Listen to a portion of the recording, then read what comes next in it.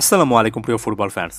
এসিতুনের Pedri এক কথায় অসাধারণ, এতটাই অসাধারণ যে ব্যালন ডিওরের শর্ট লিস্টে আসার মতো। আমি একেবারে ব্যালন ডিওরের সবচেয়ে বড় দাবিদার বলছি না, তবে অন্তত শর্ট লিস্টে যে থাকতে পারেন এবং পারাটাই যে আসলে উচিত সেই জিনিসটা একেবারে ক্লিয়ার কারভাবে বলছি। এখন বলতে বাধ্য হচ্ছি, কথাটা বলা উচিত, কারণ বেশ কয়েকদিন ধরে বাংলাদেশের বিভিন্ন প্ল্যাটফর্মে এই টাইপের আলোচনা দেখছি যে পেদ্রি এই সিজনে এতটা সাবলাইম পারফরমেন্স করছেন এবং কেন তাকে এতটা অসাধারণ বলা হচ্ছে সেটা অনেকেই খুঁজে পাচ্ছেন না। অনেকেই দিন শেষে একেবারে পিওর সেন্ট্রাল মিডফিল্ডার পেদ্রি কয়টা গোল করেছেন, কয়টা অ্যাসিস্ট করেছেন সে নাম্বারটা দিয়ে রীতিমতো পেদ্রির সপক্ষে যারা কথাবার্তা বলছেন, যারা সত্যিকার অর্থে ফুটবল খেলা দেখেন তাদেরকে তুলোধুনো করছেন। আমি প্রত্যেকের প্রতি সম্মান রেখে বলছি, অনেকে আমাকে এ ব্যাপারে একটা ব্যাখ্যা দিতে অনুরোধ করেছেন। এখানে আসলে ব্যাখ্যা দেওয়ার কোনো কিছু নেই। পেদ্রি এই সিজনে কতটা ভালো ফুটবল খেলেছেন এটা যদি আপনি অ্যাকনোলেজ করতে না পারেন এবং একজন সেন্টার মিডফিল্ডার কয়টা গোল কয়টা অ্যাসিস্ট করেছেন সেটা দিয়ে যদি আপনি তাকে জাজ করেন, তাহলে আমার কাছে সহজ সমাধানটা হচ্ছে আসলে সে আলোচনাটা আর বাড়ানোই উচিত নয়। এটা একেবারে ফুটবলীয় কারণে অন্তঃসার শূন্য একটা আলোচনা হবে, কারণ কোনো একজন মানুষকে একজন সেন্টার মিডফিল্ডার কয়টা গোল করছেন কয়টা অ্যাসিস্ট করছেন এটা দিয়ে যদি কেন জাজ করা উচিত না সেটা আপনাকে বোঝাতে হয়, তাহলে সবার আগে ওই মানুষটার সাথে আপনার ফুটবল নিয়ে আলোচনা করা উচিত নয়। তারপরে আলোচনাটা আমি করছি, কারণ ওই যে বললাম অনেকে অনুরোধ করেছেন। এক কথায় সাবলাইম ফর্মে ছিলেন পেদ্রি এবং প্রত্যেকটা ম্যাচে মিডফিল্ডে তিনি রীতিমতো আমার কাছে ম্যাচ সেরা পারফরমেন্স দিচ্ছেন। আপনি যদি পুরো একটা ফুটবল ম্যাচের একেবারে ইঞ্জিন বলেন, যে জায়গা থেকে ম্যাচটা নিয়ন্ত্রিত হয়, সেটা মোস্টলি মিডফিল্ড এবং পেদ্রি এই সিজনে যতগুলো ম্যাচ খেলেছেন নিজের দলের মিডফিল্ডার, প্রতিপক্ষ দলের মিডফিল্ডার, এই প্লেয়ারদের অ্যাভারেজ রেটিং যদি আপনি দেখেন কিংবা একেবারে সহজভাবে খালি চোখে সবচেয়ে বেটার মিডফিল্ডারকে, সবচেয়ে বেস্ট পারফর্মারকে মিডফিল্ডে সেটা যদি দেখেন, বারবার পেদ্রি পেদ্রি পেদ্রি, রেটিং 8.5 8+ এমন টাইপের জিনিস আপনি দেখতে পারবেন। এক কথায় পেদ্রি ডিফাইন করেছেন বার্সার মিডফিল্ডে এই সিজনে আসলে কেমন হওয়া উচিত। এখন আমরা অনেক সময় কেন এই জিনিসটা বুঝতে পারি না, কেন একজন সেন্টার মিডফিল্ডারের পারফরমেন্সটা অ্যাকনোলেজ করতে পারে না। ওই যে বললাম, আমাদের চোখটা সেভাবে প্রিপেয়ার হয়তো বা হয়নি।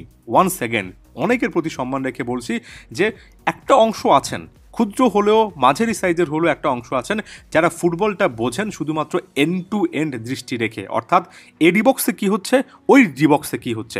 এ ডিবক্স কেন্দ্রিক চিন্তাভাবনা করার কারণে শুধুমাত্র যে প্লেয়ারটা গোল করেছেন তাকে কেন্দ্র করে অনেক হাইলাইট করা হয়, মাঝে মধ্যে যিনি অ্যাসিস্ট করেছেন তাকে কেন্দ্র করে হয়তো বা হাইলাইটিং পয়েন্ট খুঁজে পাওয়া যায়। যেহেতু ডিবক্সের খেলা, এই ডিবক্সে ডিফেন্সিভ পারফরমেন্স কে দিয়েছেন তার খেলাটা হাইলাইট করা হয়, কিন্তু ডিবক্সের বাইরে যে পুরো একটা মাঠ পড়ে আছে সেই পারফরমেন্সগুলোকে খুব একটা বেশি অনেকে চোখে দেখেন না। একটা গোল তৈরি হওয়ার আগে কিভাবে আসলে সেটাকে ক্রিয়েট করতে হয়, কিভাবে স্পেস তৈরি করতে হয়, কিভাবে নিজের সতীর্থদের জন্য তারা যাতে পারফেক্ট জায়গায় চলে যেতে পারেন সেটার জন্য বলটা পায়ে নিয়ে হোল্ড করতে হয়, ওয়েট করতে হয়, কিভাবে দুর্দান্ত একের পর এক পাস দিতে হয়, কিভাবে নিজের চাপটা অ্যাবজর্ভ করে প্রতিপক্ষের প্লেয়ারদেরকে নিজের দিকে টেনে নিয়ে নিজের সতীর্থদেরকে ফাঁকা জায়গায় পাস দিতে হয়। এই পাসিং গেমগুলো, এই চান্স ক্রিয়েশনগুলো, এই মিডফিল্ড কন্ট্রোল করা, এই ওভারঅল একটা গেমের টেম্পো ডিকটেট করা, এই নিজের ঘাড়ে চাপ নিয়ে নিজের সতীর্থকে আসলে ফ্রি রাখা, স্পেস তৈরি করা, এই জিনিসগুলো আমরা বুঝতে পারি না দেখেই পেদ্রির এই পারফরমেন্সগুলো আমরা অ্যাকনোলেজ করতে পারি না। গতকালকের ম্যাচে 98 মিনিট খেলেছেন এবং সব মিলিয়ে তিনটা চান্স ক্রিয়েট করেছেন।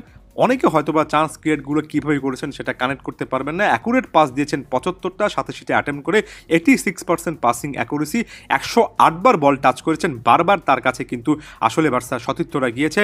ফাইনাল থার্ডে নিজে 9টা বল পাস করেছেন এবং অ্যাকুরেট লং বল দিয়েছেন 4টা। আপনি যদি ডিফেন্সের দিকে যান, 4টা ডিফেন্সিভ অ্যাকশন ছিল, 8টা রিকভারি ছিল এবং সব মিলিয়ে 5টা ডুয়েল জিতেছেন। বেশ কয়েকটা ডুয়েল হারলেও ম্যাক্সিমাম টাইমে ক্রুশাল মোমেন্টে হারেননি এবং মোস্ট ইম্পর্টেন্টলি অনেকে যে ওই যে গোলের জন্য হাপিত্তেশ করেন, ওই গোলটাও কিন্তু বার্সার প্রথম গোলটাও কিন্তু এই পেদ্রি করেছেন। গোলটা নিয়ে আমি কথাবার্তা খুব একটা বেশি বলতে চাই না, এই কারণে যে মিডফিল্ডার হিসেবে এটা তার মূল দায়িত্ব নয়। তবে একটা জিনিস নিয়ে কথা বলতে চাই, সেটা হচ্ছে এই যে লামিন ইয়ামাল দুর্দান্তভাবে একটা লে অফ ওয়েটেড পাস দিলেন, পেদ্রি সেটা ফিনিশ করে আসলেন। ইয়ামালকে রাইট উইংয়ের ওই ফাঁকা স্পেসটাতে বলটা কে জুগিয়েছেন? খেলাটা ভালোভাবে দেখেন তাহলে পেদ্রি কিন্তু একেবারে হাফ লাইন থেকে মিডফিল্ড লাইন থেকে বলটা বাড়িয়েছিলেন লামিন ইয়ামালের উদ্দেশ্যে, তারপর পুরো মাঠ নিজে দৌড়ে ডিবক্সের বাইরে স্পেস পেয়ে সেখান থেকে ফিনিশ করে এসেছেন। আপনি ওই গোলটাতে পেদ্রি কীভাবে ফিনিশ করে এসেছেন সেটাতে ফোকাস না করলেও চলবে। ইয়ামালকে দিয়ে বলটা ওই জায়গাতে পাঠানো এবং সেখান থেকে গোলটা তৈরি করার ক্ষেত্রে একেবারে বিল্ডিং ফ্রম দ্য ব্যাক, একদম সেন্টার অফ মিডফিল্ড থেকে পেদ্রির যে পাসটা সেটার দিকে যদি ফোকাস করতে পারেন তাহলে অ্যাকচুয়ালি বুঝতে পারবেন যে পেদ্রি আসলে কতটা অসাধারণ ফুটবলার এবং একজন মিডফিল্ডারকে ওভারঅল জাজ করার মূল ক্রাইটেরিয়াটা কি।